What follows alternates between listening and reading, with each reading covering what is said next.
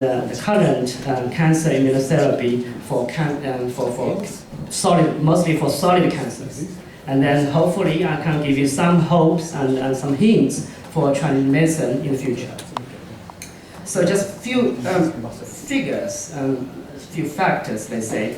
This the data come from 2011, the top 7 pharmaceutical industries. And they showed up how much money do they gain from the sales, and then how much money do they spend in research and development.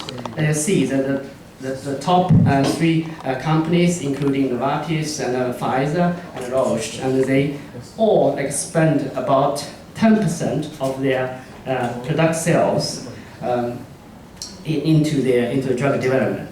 So drug development is very expensive. As we see now, we spend currently about $50 billion globally across all the pharma industries.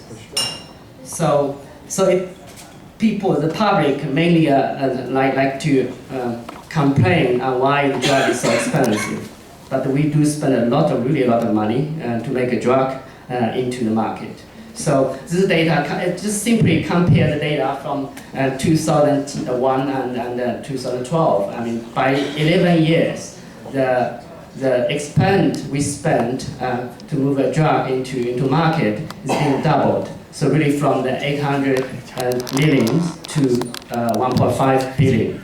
So nowadays, as current, we spend average $2 billion to make a drug into the market. So as compared to the Chinese medicine, you can imagine really it is expensive business.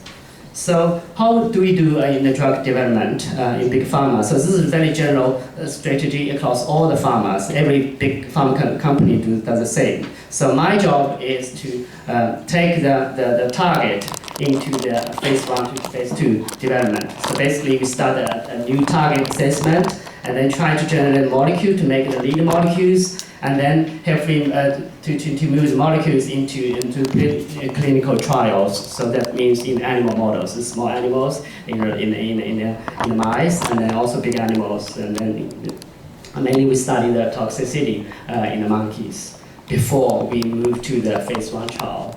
And in cancer patient, the phase 1 trial can be done in the patient directly, but for our other disease, we have to do the phase 1 trial in the healthy individuals.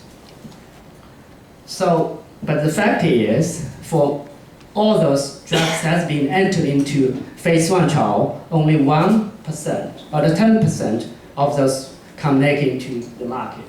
So the success rate is very, very hard. And there's many reasons why we fail to move to make the drug into the market. So often what happens is we in the end we cannot confirm that the target is a real good one. So there's some misunderstanding already from beginning on, and we took the wrong target. But safety margin is very critical issue. In any of the phase in clinical trials, as long as we find any safety issues, the program will be stopped. So the regulatory authority won't tolerate any safety issues. Of course, there's also probably some business reasons from the companies because of the competition in the market. So that can also lead to the termination of some programs.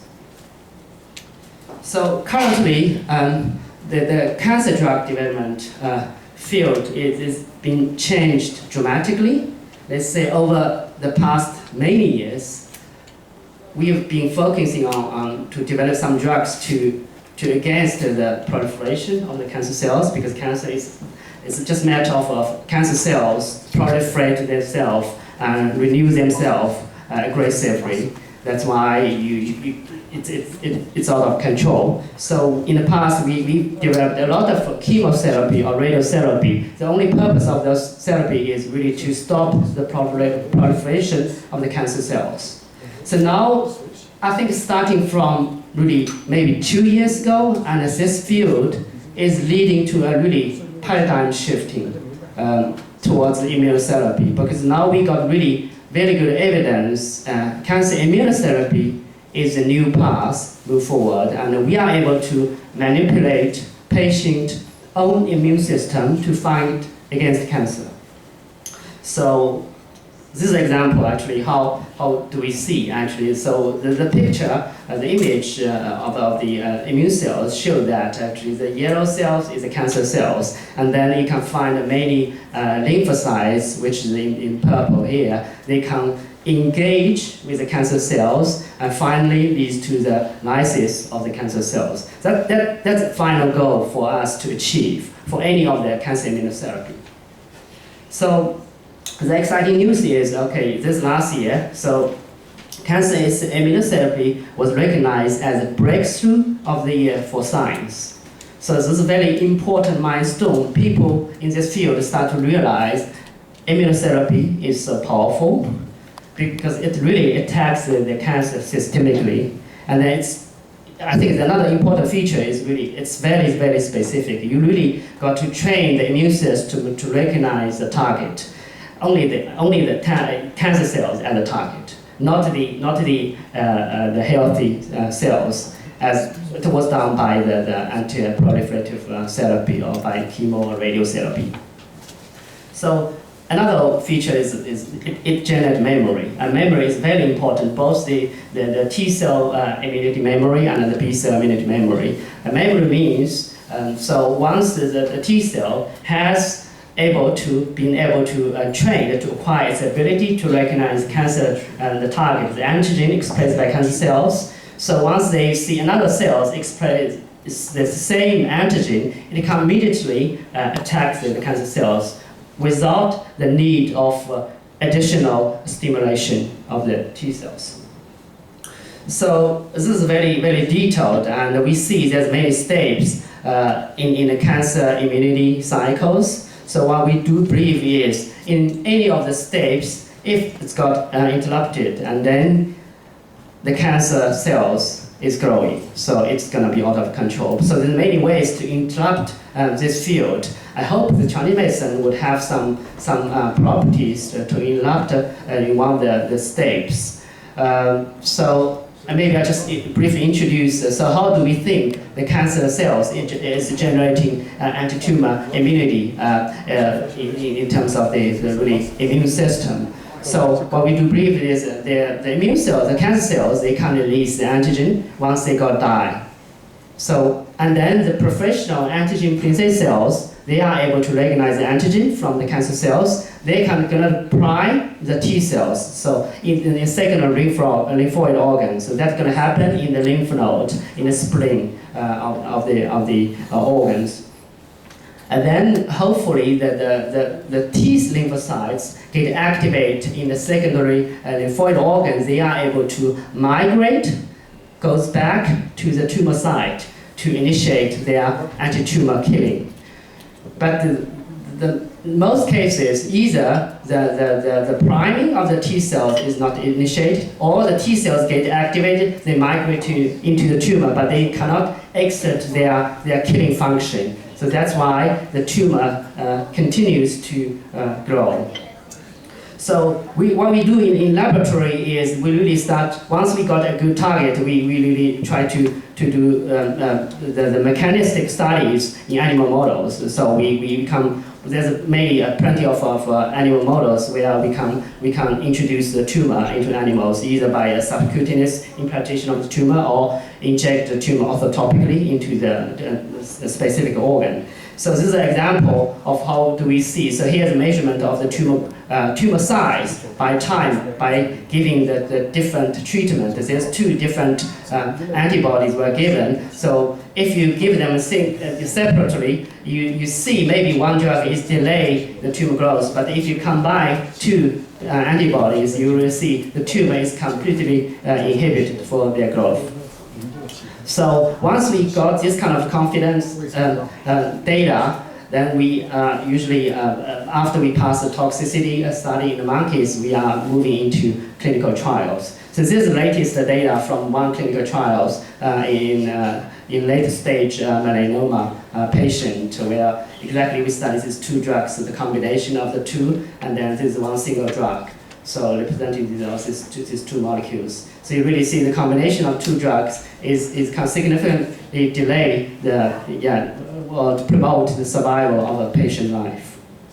And then additionally, we want to understand why. So this is very important in clinical trials, also in animal studies. We like to find out what's the biomarker indicating that the drug is functioning. So what we do is, okay, we took the tissue samples from patient, if it's in clinical trials, and both before and after trials, and we look whether we can find the T lymphocytes are able to infiltrate into the tumor. So here's the staining for CD3, there's a general marker for T lymphocytes, then there's CD8 T lymphocytes. CD8 are more important than CD4s in this case because these are the cytotoxic killer T cells. So there's still some issues, of course. Well, we see great efficacy and data from many of the clinical trials, but we also see actually only a limited number of patients responding to immunotherapy. So what we do now is we have to stratify the patient selection for different immunotherapy. Now we start to realize each patient is different, although in Chinese medicine we realized this a few thousand years ago. So, but finally, we're glad that the Western medicine field also start to recognize every patient is different, even we just looking at the immune system. So we really have to make a specific immunotherapy for each selected patient. And I think the second thing is, so just about a bit about the details why each patient is different, because we realize many cancer cells, they have a huge amount of mutations, and these mutations will provide the new antigens which can be recognized by the T lymphocytes. So this is a very good basis for developing a cancer vaccine, for example, or adoptive T cell therapy. So I like to just skip the slides about the personalized medicine, but I want to really touch a few points on Chinese medicine. So particularly to see what is the path for us to understand the yin and yang of Chinese medicine in immunity. There's many problems as we realize, and this is my own thinking. I think currently there's not enough understanding of why and how. Although we sometimes we got very convincing clinical efficacy in our daily practice or in the hospital in China. I think secondly, we know that Chinese medicine is very personalized medical practice. So there's no standard care or diagnosis or even for differentiation of the disease. So every practitioner does it differently. So it's difficult to have a general guidelines or to generate a SOP, a standard of protocols for the treatment. And certainly, I think the problem is there's really a lack of systemic research strategy in Chinese medicine to do the mechanistic studies, because without doing this, we are not able to understand the why and how. And that's what medicine, Western medicine field is developing, and that's why the Western medicine field is moving so fast, so dramatically. So we need to, what I would like to say is, for Chinese herbs, and as long as we can find a way to understand the ingredients of those biological molecules which derive from herbs, and then probably we can find a way to move forward. And but of course, then, as I mentioned before, the safety consideration is very important. But I think that this can be easily manageable to really find the safety data.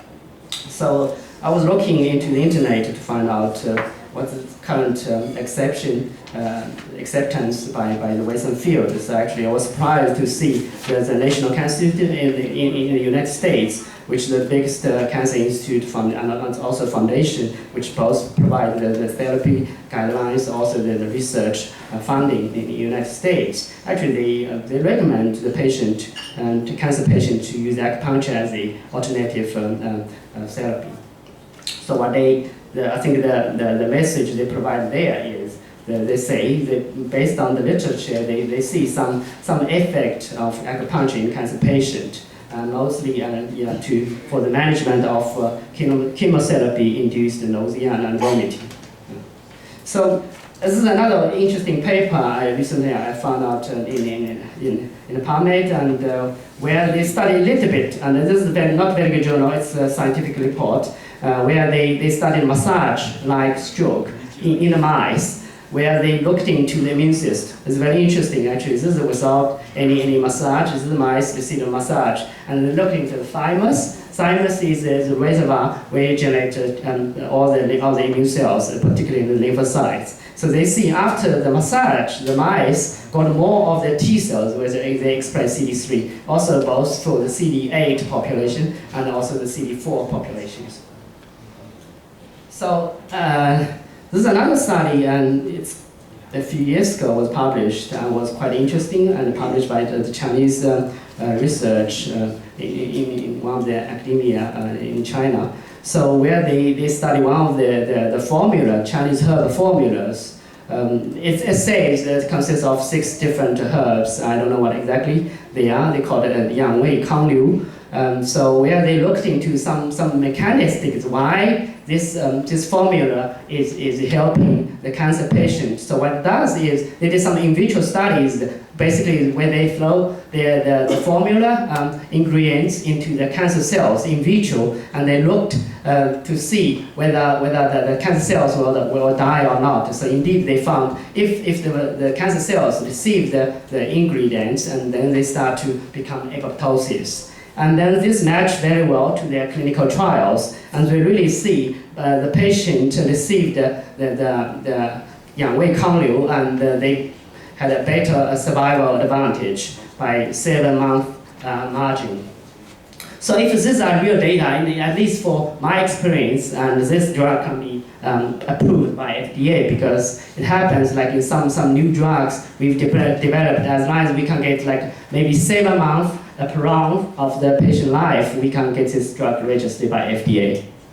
So I would say there's a lot of hope, but we need a lot of studies. And I found a very good review was written by a Taiwanese, and talking about how the Chinese herbal medicine or Chinese medicine is regulating the immune system, why the Chinese medicine may have some advantage, therapeutic effect in cancer patient. So they talk about really a lot about the immune system, although I don't know how much of the evidence is there, but if we can prove one of the things mentioned in this review, that would be great, because really this is something we are looking into systemically and carefully in my lab, really to understand how a new drug is regulating the immune system and the different immune cells. We can talk about not only T lymphocytes, but also the antigen-presenting cells, the myeloid cells. So, and if we can have the good ingredients,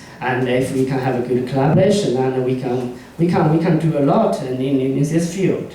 So let me finish by saying a big dream, let's say, because we're talking about China dream nowadays, and I think our Chinese medicine dream will be to really understand the mechanism of action of Chinese medicine preclinically and clinically. So, and what we're missing a lot is really the preclinical data from Chinese medicine. And for the clinical data, where I think yesterday and Dr. Sen also mentioned a bit, there's some clinical trials done in China, and the data looks great, but the report of the data and how do they run the trial, we need to learn a lot from Western medicine field.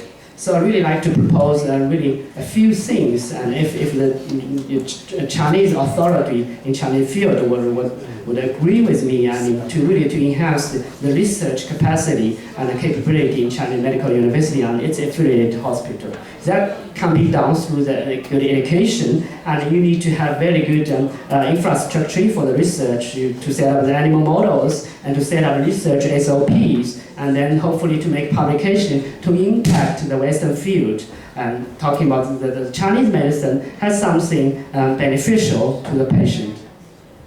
So I think to do this, you need to really set up a very good collaboration between the Chinese medicine practitioner and the Western doctors. And hopefully the collaboration between the Chinese scientists and the Western scientists, and particularly immunologists, will be very, very important. So I think last but not least is really to final goal, let's say maybe the final goal is really to seek interest and investment from big pharma industries. So if the big pharma industry start to get interest in Chinese medicine or any ingredients derived from Chinese medicine, then we have a hope. Then one day we can see the Western doctors can prescribe a drug which is coming from the Chinese herbs. Thank you very much.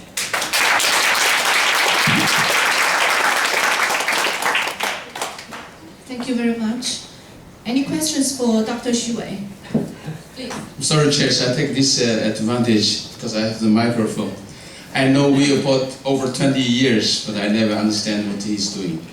So now I know a little bit more after his presentations. So he's our proud from the Nanjing University of Chinese Medicine. So as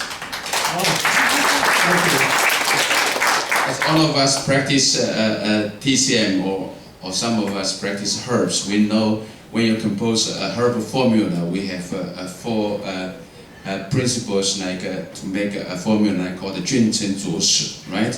So I think we is a messenger from TCM. So when we compose a formula from the herbs, we know the messenger, the dosage for messenger is not necessary to be very heavy, right? Can be 3 grams. So that's you can see it's not necessary to be a big size, but it's very important. That's the way. So we sent him to the Western industry to see how to cooperate with the Western pharmaceutical industries.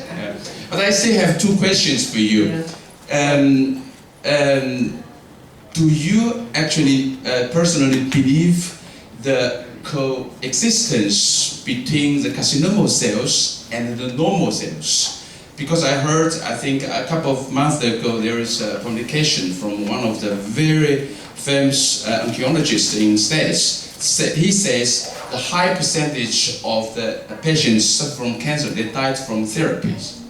You know, because we ignored the balance between the cancer cells and the normal cells. That's my first question. Do you believe that? The second one. That's very true. That's very true. I mean, a lot of patients probably die just because of the chemotherapy and the radiotherapy. That kills not only the cancer cells, but also kills the majority of the healthy cells. So, and definitely that damage completely the homeostasis of the immune system. My second question is, when you talk about the personalized of the therapy from TCM and the standard of the diagnosis and the treatment, for me it seems, of course I understand what you're trying to deliver the information, but how do you see, because you're also mentioning the yin-yang balance, so how do you see the balance between the personalized treatment and the standard of the TCM diagnosis and treatment? Thank you. I think the diagnosis of TCM is going to be very different from personalized medicine. What I would believe is probably for the diagnosis, and nowadays we commonly accept the diagnosis from Western field. So I think that's okay, but then you can still make the differentiation and diagnosis in Chinese medicine. But the therapy itself, I mean the Chinese medicine and Western medicine, now we are really moving into the same direction. Of course, Chinese medicine, we think every patient is different, but different is different also from what we see in Western field. Say, okay, every patient has different immune system. So that's our understanding.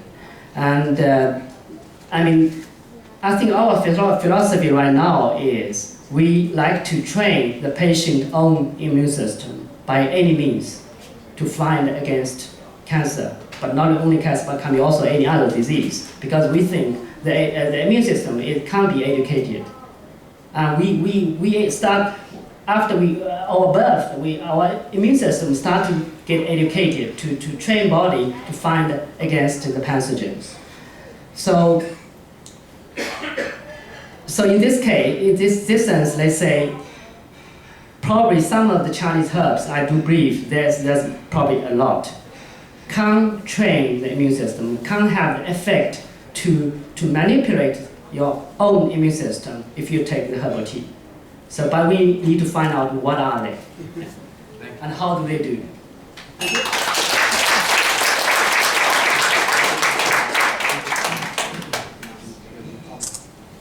Yes? Do you use herbal medicine? To No. Only chemical? I'm not quite embarrassed. I didn't do any TCM practice. But they do have universities for example, in Belgium, Leuven University, they have a team to research anti-cancer drugs based on herbal medicine. I have one colleague who did his PhD by this field. It's interesting. So it's getting more and more by using herbs to regulate our immune system and to against cancer. It's a good direction. Yeah. Okay.